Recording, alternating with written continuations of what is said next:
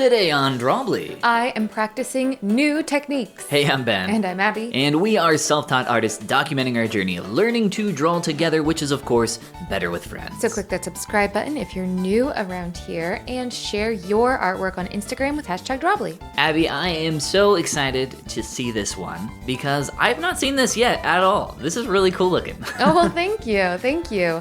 I wanted to practice emotions. Oh. And I initially had thought when I sat down to draw that I would be drawing multiple faces, multiple emotions. Mm-hmm. Just focus on like the drawing process, sketching. Yeah, and then I immediately enjoyed this sketch so much that I took it all the way to like a little bit more of a finished piece. That's awesome. And I did not draw any more faces. That's okay. Yeah. I think you should follow the enjoyment, follow the fun. Absolutely. So lately, my new techniques have been drawing with a red pencil for the sketch.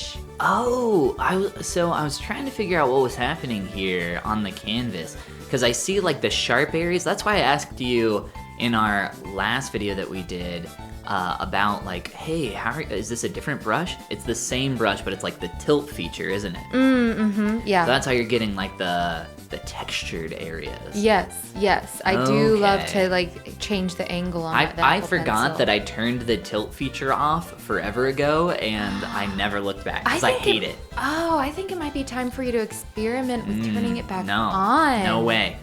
You are missing out on a big vitality piece, a big energy piece of drawing. You know I hate vitality. I know, but I will say my opinion, and you are entitled to your opinion, but I think you should try turning it back on. I'll think about it. Okay. So why did you want to practice emotion? When I sit down and like think about like, oh, if I could create any scene that I wanted with a person in it, I'm typically imagining like maybe an illustration that's like the splash, like the big scene of a story, and I imagine that there's going to sometimes be emotion in that scene. Sometimes, yes. And then I think to myself, like, do I even know how to draw that? Like, so I should practice and get some in there.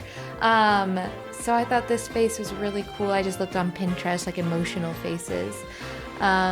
And so this one was great because there's not extra detail like hair really to worry about. I can just focus on the facial expression itself. And I love getting to try and work on hands as a bonus whenever I can, because hands are hard and they also have their own emotions and take time. You do a lot more hands than I do, but I think it's so cool getting to, the more we've done Drawbli, the more we've kind of diverged from each other in terms of style. And just seeing your sketches versus mine are just always really fun to see. I like seeing yours too.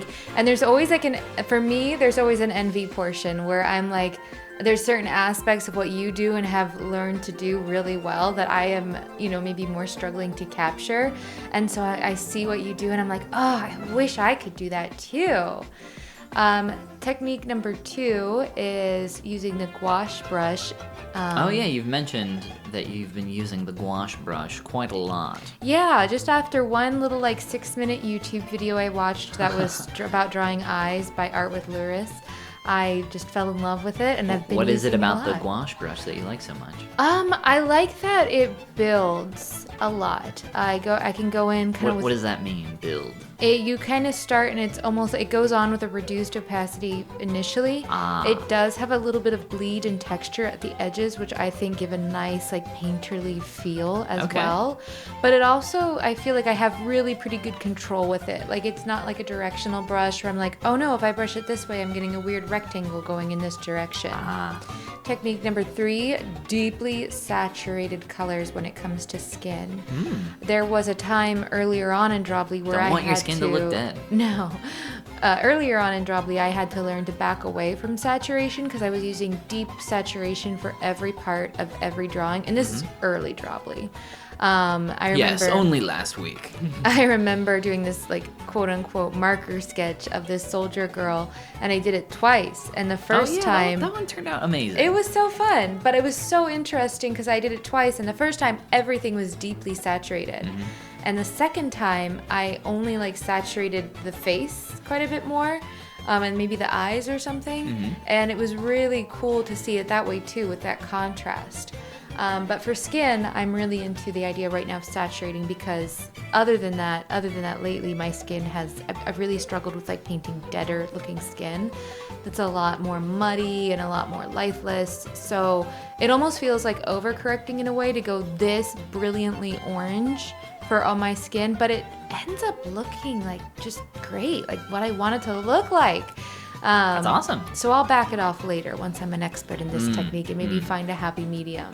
The thing I've always heard is to saturate your midtones specifically. Oh yeah, I have heard that. So saturate the midtones and then let the lights and shadows become less saturated, and you'll have that underpainting of warmth kind of come through. Or, sorry, not warmth, but saturation. Because you could be doing this with blue skin, and the idea around it would still be, the same. Yeah, definitely. I think I'll work in that direction. For now, it's like... I mean, what you're doing here is working. I know, thank you. And it reminds me of what you have said about sculpting appealing characters, where you push on a shape and a form so hard to the point where you're like... You break it. You break it, exactly. And then you learn by that how far back to walk it versus gently pushing towards like a new extreme. Yeah, that's specific. You just go ahead and break it all the way and then walk it back. Yeah, that's specifically an idea centered around exaggeration.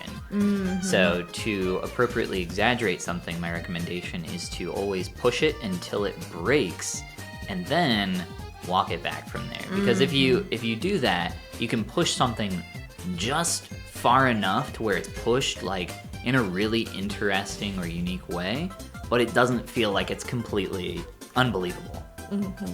Yeah, I agree. And so that's what I think I'm exploring here with very, very saturated skin tones. This is really cool. Thank you. Where can I buy this for my wall, Abby? Oh, wow. Well, I'll get you a deal. I know the artist. Yeah, oh, you do? Oh, man, I'd love to. This is cool. I could see this like hanging on our wall. This is awesome. It is fun.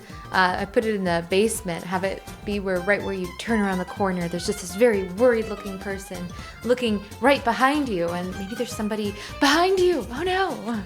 I love that kind of just reminds me of like either growing up or even in your home right now where you have an artwork hanging up. For those that do hang up artwork, which you totally should. I don't know why you wouldn't. But it's just like you're always going in a certain room and you associate that room with that artwork. One for me was when you'd walk down the stairs to the basement, there was this painting of zebras that my sister had made when she was maybe like in high school or something.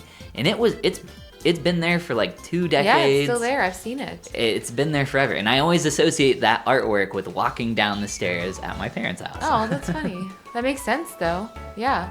Like, it would go with a location as well. Where would we associate...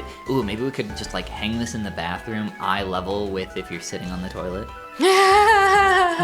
Oh, no. So worried. I'm so concerned. Girl. I feel bad for the painting at that point. It's like, oh, no.